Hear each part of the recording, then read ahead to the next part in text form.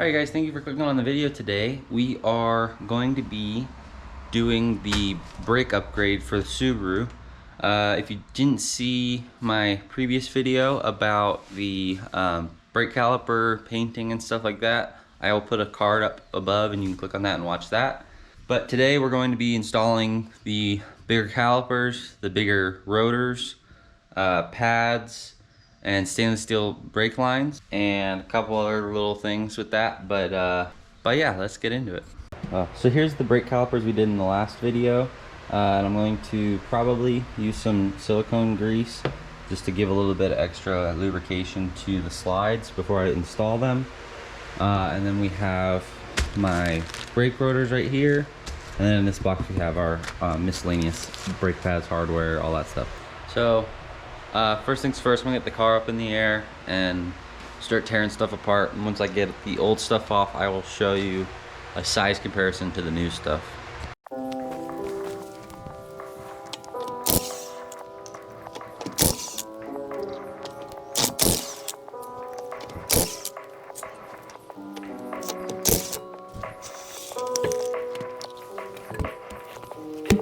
So the wheel's off and you can see the factory brakes here. So this is going to be a pretty basic brake conversion. It's pretty much just going to be replacing all these parts. So if you have to replace parts on your car, you can follow along with this video and it should be helpful for you, because pretty much all slider calipers are exactly the same. So the first thing I'm going to do is I'm going to unbolt these two bolts, this one and this one, and that's going to detach this top piece from the hanger, the bracket right here that bolts it to the spindle. And that's just going to make it easier to access the bolts for the spindle and get the bracket off, and I'll have the pads out of the way and stuff, and then from there we can pull the rotor off and then start putting the new parts on.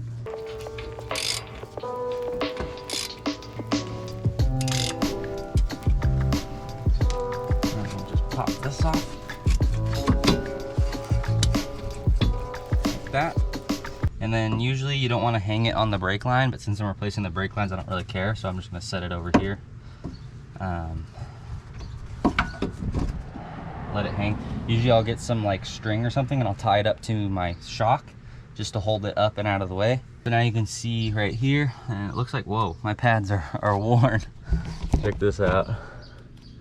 You can see the thickness. I replaced these pads very shortly. I didn't replace them very long ago. But they're high performance pads, so they wear out quickly, I guess. Let's pull those out. Yeah, those are pretty much toast. Wow. All right then.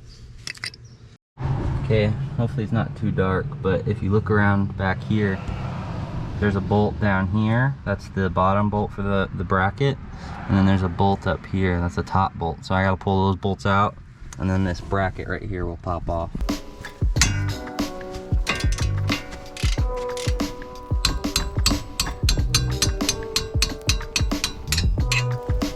Just a little persuasion there.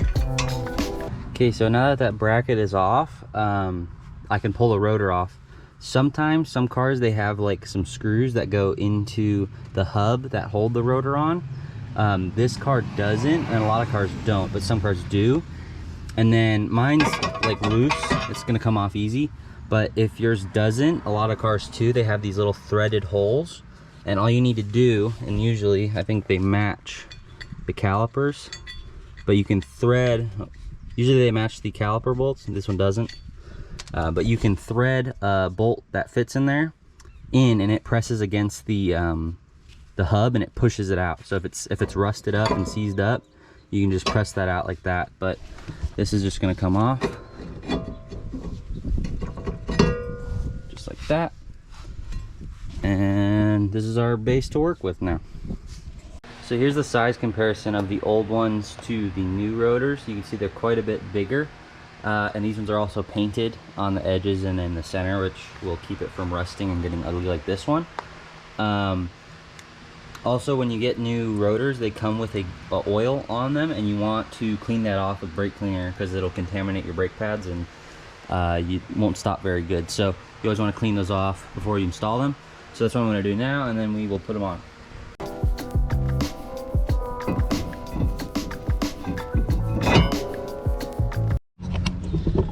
Okay, so you can see the old brake line. It goes into the back of the caliper right here, and it goes up here, and this is where it meets the hard line, and that's the section I'm going to replace, is this rubber bit. And I'm going to replace it with this, which is a StopTech stainless steel braided brake line, and this just improves your pedal feel, less flex when you press the brakes. So I think what I'm going to do is I'm going to install the new caliper, and I'm going to install this on the back of it, and so that it's ready to, when I take this off, it's already right there that I could just screw it on and I won't lose so much brake fluid. And that'll just make bleeding the brakes later and replacing the fluid easier. Having old fluid in there, I can just flush the old fluid out and put the new fluid in. So that's what I'm going to do. Okay, so now I'm going to put the new caliper bracket on, and that just goes on in the reverse of the previous, where it goes on like that. Bolts go in the back.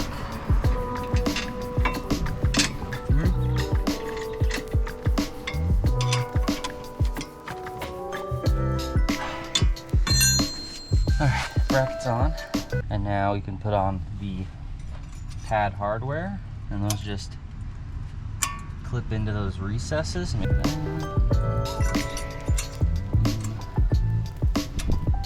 just like that. So when you put on new pads and stuff, you want to put some brake grease on the edges and seams and stuff, and then into these the caliper, the pad sliders. You want to lube those up a little bit, just so it doesn't make noise when they slide and it slides freely. Okay, so I'm also going to put some of this grease on the pistons of the new caliper, just around the edge, and that's going to keep it from squeaking as well.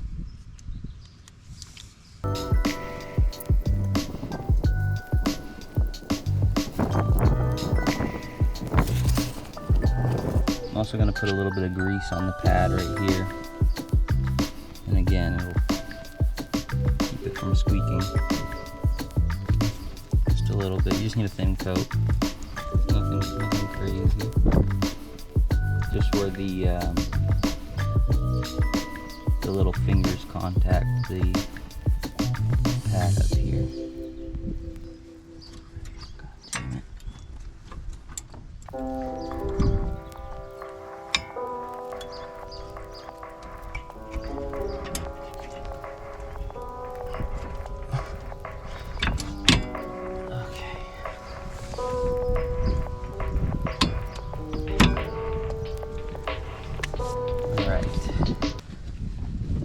And there's a size comparison of the calipers to the new ones. So these ones are also quite a bit bigger. The pistons look a little bigger, and just overall it just looks nicer. Okay, so I stopped the video because I had to deal with this problem right here, which, if you can see, if it focuses, is that the flare nut rounded off, and couldn't get a wrench on it, so I just had to use some vice grips like this to just get it to break loose, and you can see that it's dripping right now. So now what I'm going to do is I'm going to show you guys what you can do to fix a problem like this if this happens to you, which the likelihood it is, but the other side didn't do this to me, so hopefully this is the only one I have to do, but I'll show you what I'm going to do to fix it. So I'll give you guys a closer look. So I undid the line, and you can see that there's the flared end right there and the very rounded nut. So I'm just going to let it drip for a second until it stops dripping, and then I'm going to have to cut away some of this rubber coating on the brake line so that I can slide the old flare nut down a little bit. But basically what I'm going to do is I'm going to cut just the flare off so I don't remove too much length from the line, and then once the flare's cut off, I'm just going to put a new nut on here and then re-flare the hose, and hopefully the new brake line will bolt up to it, and hopefully there's enough play in this line that I can get it to stretch enough to bolt back up correctly.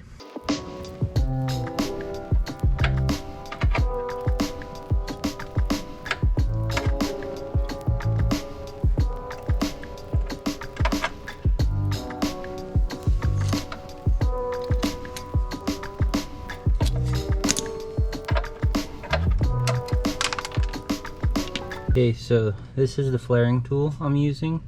It is a Capri 3/16, and in order to get this tool on with the new flare, I had to straighten the tube out a little bit, so I just slid this on while it was loose and kind of used the handle to bend it in the direction I wanted to, and having the edge makes it easy to get it exactly where you want to bend it.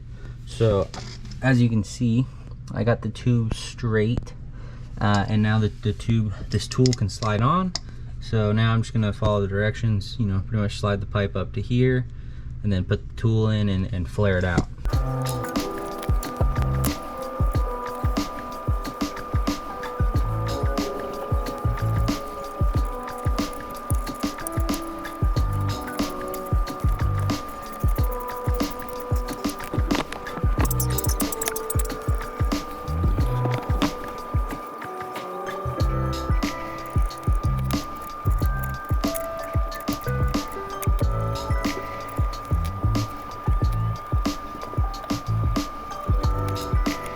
Alright, so that's what the new flare looks like.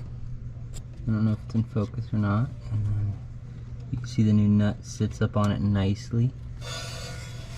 But yeah, it's pretty smooth flare. It's a double flare, which you need for brake lines, and it seems like the new nut sits on it perfectly. So that should do fine. All I got to do is bend it back to the way it was, and then we could put the line on. Okay, so now we got the flare on. I'm gonna use this tool right here. It's like some pliers with some channels in it to bend it. I'm gonna bend it back the way it was. Alright,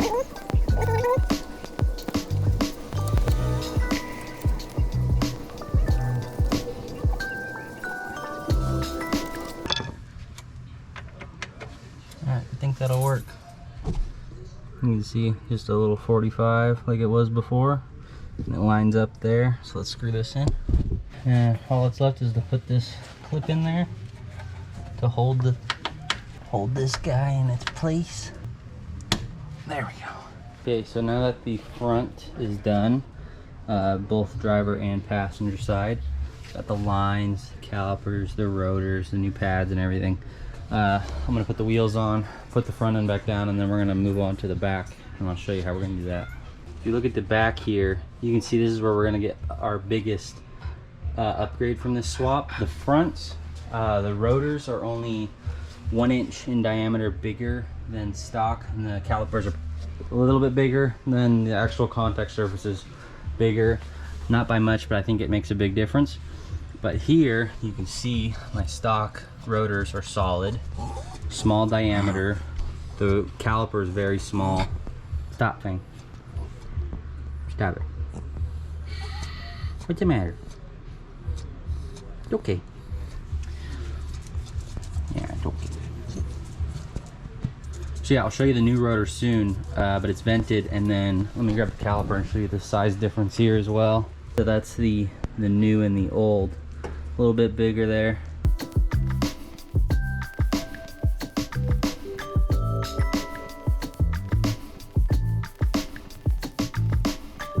Okay, so the bracket bolts for the rear are a little bit trickier to get to. As you can see, they're behind the spindle, but Subaru thought ahead and they put some little cutouts in the spindle so that you can hit those bolts without having to remove everything.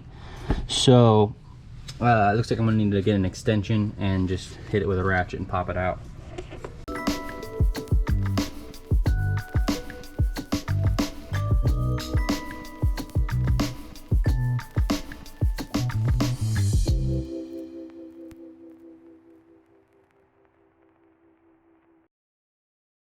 Alright, now this should just come off. And we got the parking brake in there. And this rotor ain't looking too hot. Definitely needs to be replaced. Okay, so stock rotor is like 10 3/4 of an inch. New rotor is 11 3/8. So it's very slightly larger in diameter, but you can see this one's solid, and then this one is vented. So that'll help with cooling and brake fade quite a bit.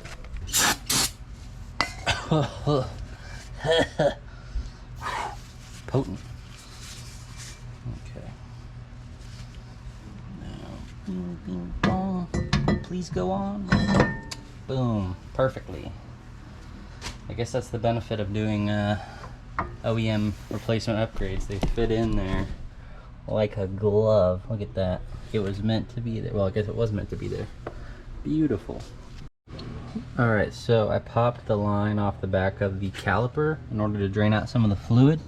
But if you look back here, you can see the line comes up, goes into a hard line, and then it comes down here, and then goes back into a soft line, loops up to here. So that stainless steel brake line kit I have replaces this line as well as the line that goes to the caliper. So I need to just undo this and this. But that's gonna be hard to film, so I'll do that off camera. I'll be back when the stainless steel lines are on.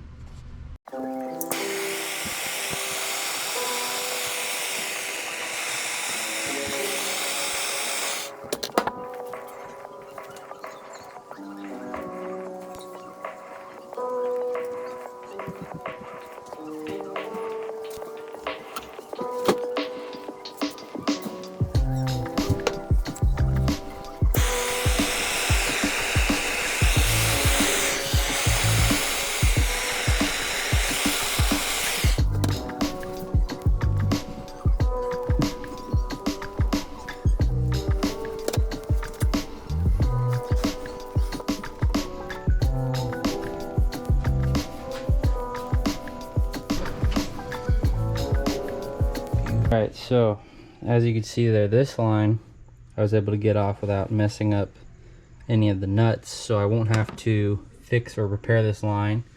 However, this one, I'm either gonna have to straighten it out and put a new nut on it, or I bought some brake line, so I'm probably just gonna bend a new piece in the same shape, because this one really won't come off. Like I've tried, you can see how rounded it is. It will not come off.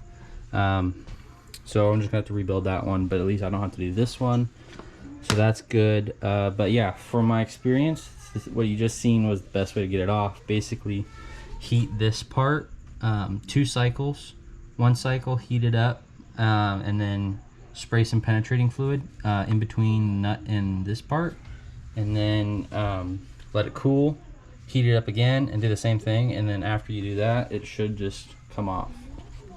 Alright, so I fixed the nuts and put these stainless steel lines on. I had to fix all these nuts, they all broke. So yeah, now the lines are on, they're tight, everything's good, both sides. So now I can continue with the easy part, putting the rotor, the calipers, and all that stuff on, and then we should be able to bleed them from there.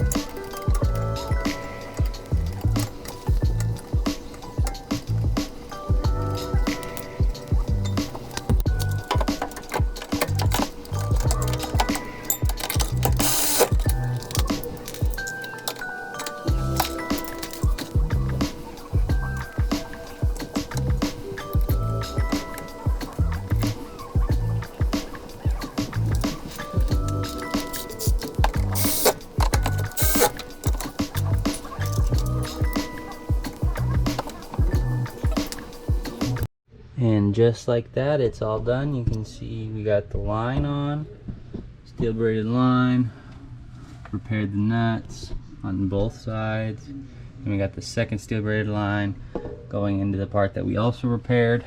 New pads, new calipers, and new rotors. And then yeah, we got the vented rotors. So I'm gonna do the same thing on the other side, and then I'll be back to show you how I'm gonna bleed the brakes. Alright, so this is what I'm going to be using to bleed my brakes. It's a Motive Products power bleeder. So basically you screw this end, your master cylinder cap, and then you fill it with fluid and you pump it up, and then this does kind of the job of the pumping the brakes goes, and then you just have to be down there to bleed off the bleed valve. Okay, so I got Prestone Max Synthetic .4. My car recommends .3, but .4 is just better for higher temperatures and stuff like that. So since I'm going to be doing a lot of canyon driving, I don't want it to overheat. So we're just going to go with the good .4 stuff. Okay, now let's do the same thing before. Pressurize this to 15 psi.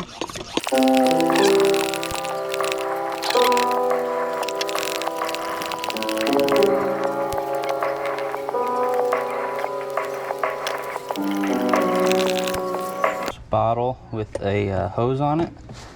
I'll slide that over the bleed valve like that. And then we're going to grab our flared end 10 and crack this valve open, and it should fill up with fluid. And then we're going to crack this open.